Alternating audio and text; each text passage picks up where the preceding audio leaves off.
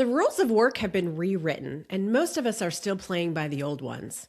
Today's guest has a system for getting ahead of the curve before it hits you. I'm Kelly Callahan Poe, host of the Marketing Moms podcast. Today's episode is called The Future of Work in the Age of AI with Sam Alvita.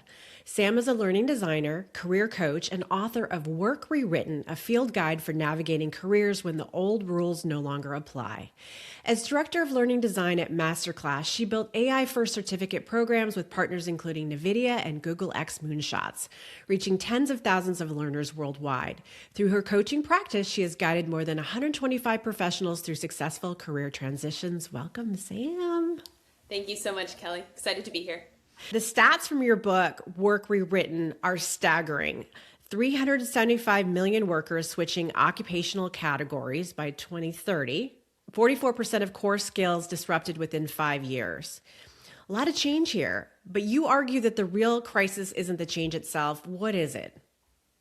Yeah, absolutely. So as you mentioned, there's going to be a lot of change over the next few years, and 2030 sounds very far in the future, but unfortunately it is much closer upon us than we would like it to be. And again, like you said, there are going to be many opportunities. It's not necessarily that we are having change, it's that we are navigating that change with mental models and systems that are not setting us up to navigate that change well.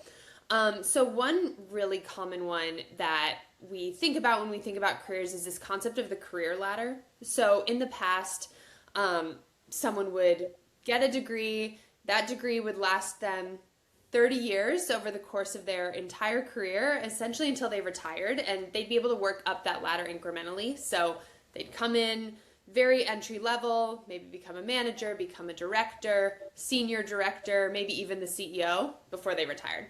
And unfortunately, that system just is not delivering in the same way that it used to. And the half-life for these skills, as we call it in our industry, is just shrinking and shrinking. So to be able to stay at a company for 30 years with a stable skill set is almost impossible these days. Yet we are still setting up our systems of evaluation and how we're applying to jobs, how employers are evaluating their employees to have this ladder still be in place. And that is going to be a big issue for people who are going to need to be a little bit more agile, moving around to different careers, getting different skills. I would like to think that the career ladder has evolved to be more of a jungle gym. And there's this idea that when you're on a jungle gym versus a ladder, that you might take one step up, you may take a step sideways, and that might mean a lateral job move. And you might have the kid ahead of you just throw you down to the ground and you got to start all over again, which could be a job loss or a family tragedy, or health problems, that sort of thing. And so I feel like that should be really the model that we're looking at, because not everyone does follow the ladder. Your book makes the case that the most resilient careers are built laterally through transferable skills. What does that actually require, especially in marketing where the job description keeps shifting? Yeah, so to your point about the jungle gym, modern work is going to reward adaptability. So instead of thinking about this linear ladder where we move incrementally up in steps, instead we are going to have to take on a lot of the agency to develop our own skills, think about how we may be able to work more laterally, cross-functionally in different teams. And there's a lot of opportunity that can come from this, right? So again, we are going to be in an era that the amount of time it's going to take to learn new skills is going to be compressed. We are going to have a lot more tools available at our disposal. So the more experiments we can run, the more projects we can take on, the more we can apply our skills across a diverse domain of projects. And especially in marketing, I think this is extremely relevant. The better that we will be able to move around this jungle gym system that we are all going to be navigating. You talk about how professionals are caught between how hard they're working and knowing what to do next. And you argue that the safe choices are quietly shrinking your options. What safe choices do you see the most? So in my practice, I get so many people coming to me who are like, I've made all of the right moves. I've done everything correctly. I did everything by the playbook, and something is not working. And generally what that looks like is that they're taking on these safe choices, which unfortunately today is going to mean that they're shrinking their options. So what that generally looks like is staying too long in stable roles. What this kind of means today is that skills will start to stagnate. So if you do the same thing for the same employer with the same skill set, there's opportunity that's being missed. And when you go to apply for that next job, you may not have that more diverse range of skills to work with.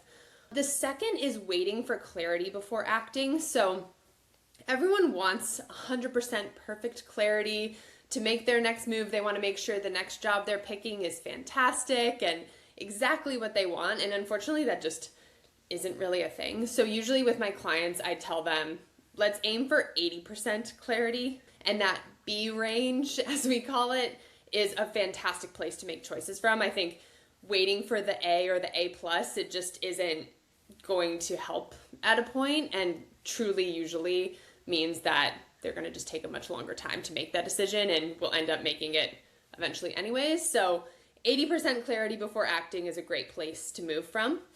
And then the third one is a little bit more surprising, but this is choosing prestige over learning. And so sometimes there's very fancy job titles that really silo skill sets. And this can mean that you get an impressive title, but maybe your actual skill growth is weaker. So you really want to look for a job where you're going to learn the most skills over the shortest period of time, as opposed to have the most impressive title. In the world of work we're moving into, that's going to be extremely important to have, again, that more diverse skill set. That makes sense. You have a 4-part system to navigate the future of work. Can you walk us through it?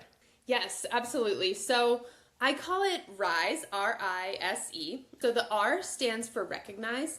So that is essentially knowing how our mental models of how we're navigating work are serving us or not serving us. So for example, how closely are we sticking to the career ladder? Are we making any of the choices we just spoke about, like waiting for too much clarity, thinking that we need to be in specific roles for certain amounts of time? Again, I hear that you need to be in a role for a minimum of 2 years, otherwise an employer might think you're disloyal. Things like that, where it's like, how much truth is this actually grounded in? Is it better to stick out a terrible fit than to make a move? Like, no, it's definitely better to make a move that's in your best interest. So things like that, just what rules of work are we living by, and are they actually true today? I stands for initiate. This is great. You've recognized what is happening. How are you going to build as many options forward into the future for yourself? So if you have a job you dislike, you feel like your industry is probably not going to do well in this next AI era, what are you doing instead? And how are you setting yourself up for that? There are many, many tools to do this, but it does take, again, an amount of you starting this process and initiating your next steps. That's that initiate phase. S stands for serve. So it's great if we can do this in our heads. We think through all of our mental models, we start making these moves, but do you have proof that you're bringing into the world of these new capabilities, why you can thrive in this new era? So this is where storytelling comes in, proof of concept, showcasing your work, whether through a portfolio or through a variety of projects, anything like that, to show the world you know what you're doing and that you're able to carry this skill set forward. And then finally, E is evolve. So that's just constantly being in a cycle of realignment, making sure that even when you do this entire process, the world is going to continue to change. How are you going to continue to change with it moving forward? So yeah, that's the basic 4-step process. And there's many different ways to think about this, but I find it helpful just even to think through in my own life, okay, recognizing where I'm at, initiating my next phase or my next change. Am I serving someone or making sure my story is out in the world? And then continuing to evolve and setting up a system to remind myself to do that is really helpful.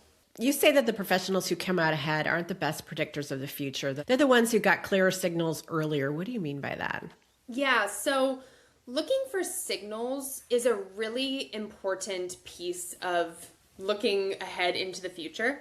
I'll start with an example that is more negative, but I think resonates well with audiences. Is a lot of us may have been laid off in our careers before, or have experienced that as a concept, and usually there's a lot of signs or signals that that is going to be happening. So there's some funky meetings, some investment reports that aren't going well, quarterly earnings look bad, whatever it is. And those signals compound up to a layoff.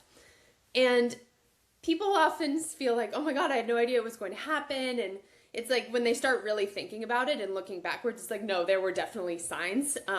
It just wasn't maybe as obvious as our brains wanted it to be. But then if we take that exact kind of thinking and flip it, so it's like, okay, what are the really positive signals of opportunities coming in the future, and how do we look for them so we can, again, make choices based to optimize for them and take advantage for those opportunities. So one are your market signals. So this one's more obvious. Again, this is where companies may be investing, where you hear a lot of news stories. Again, AI is a huge one right now. We all know it's here.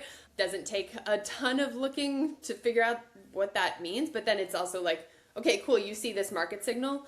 How might you optimize for that market signal? So take AI, for example. Do you know the best tools in marketing? Have you tested them? Are you able to have that conversation with your boss? And again, are you maybe able to lead something in your organization related to AI implementation? That would be an example of optimizing for a market signal. We can do the same with skills. So there are always signals about which skills are becoming valuable. Again, right now we've got AI. Another really big one is systems thinking, how well you can navigate more complex systems and think about things at a larger scale is going to become increasingly valuable. The more cross-disciplinary work that you can take on.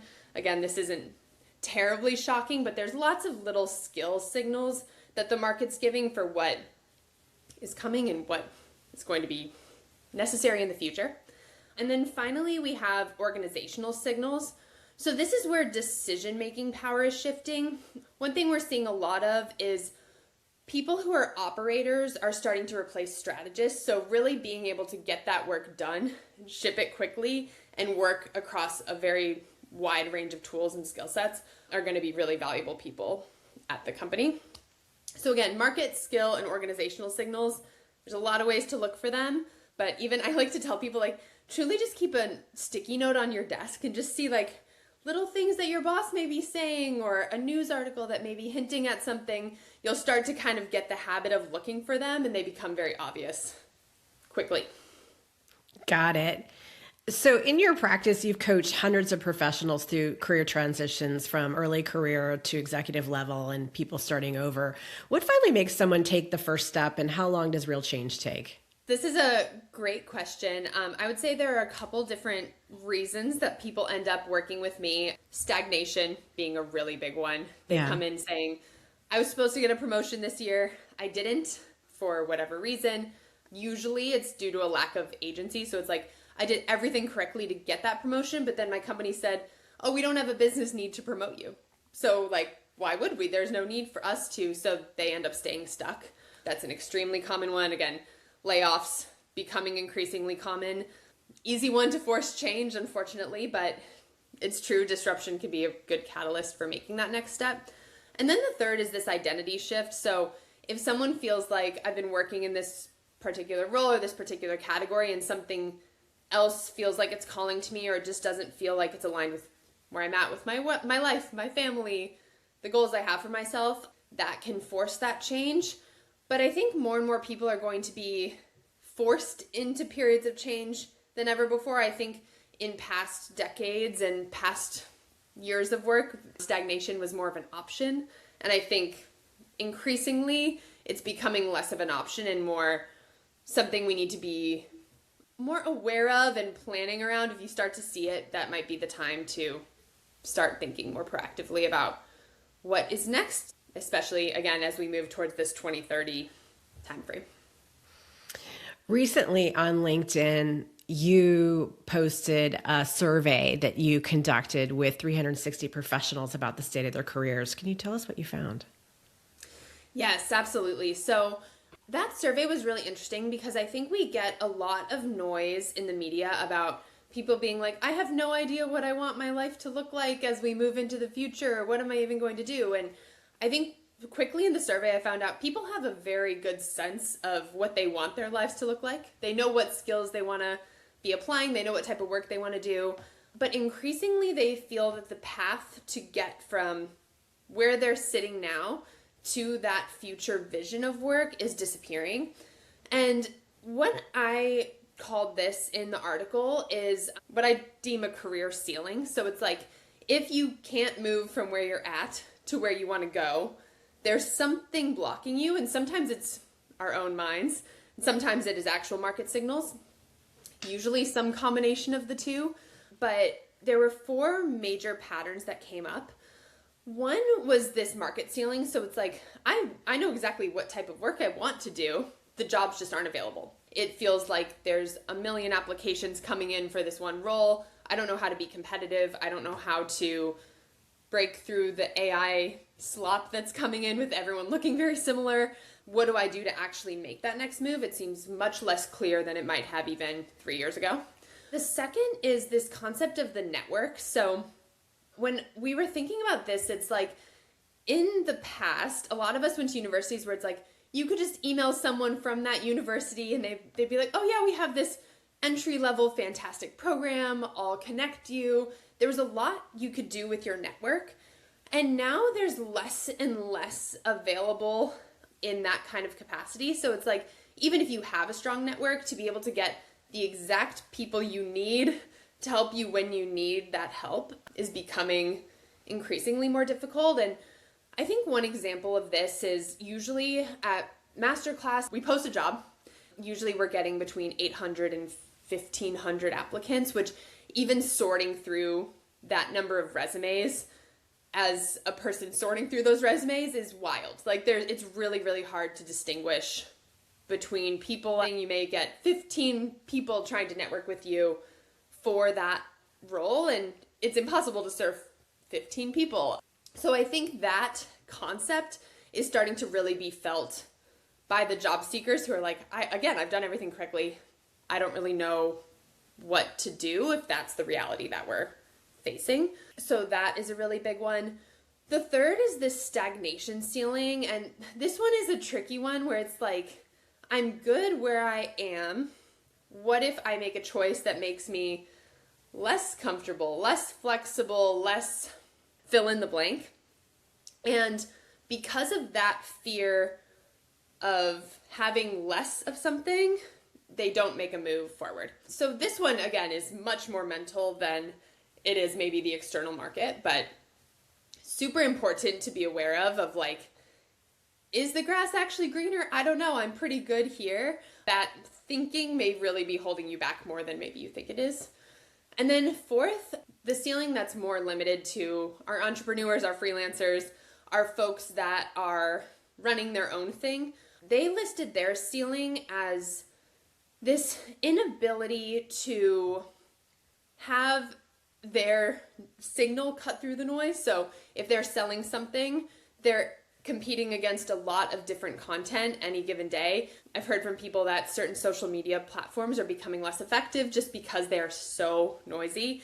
And so it's a matter of like, how do I get my signal out or my work out to the audience that I want it to be out to without spending a ton of money, a ton of time, wasting a ton of time. Again, it's getting more difficult in a lot of ways. And I think all the people who are running their own thing are starting to feel that as a big ceiling for their own work. Wow, that's a lot. Yeah, absolutely.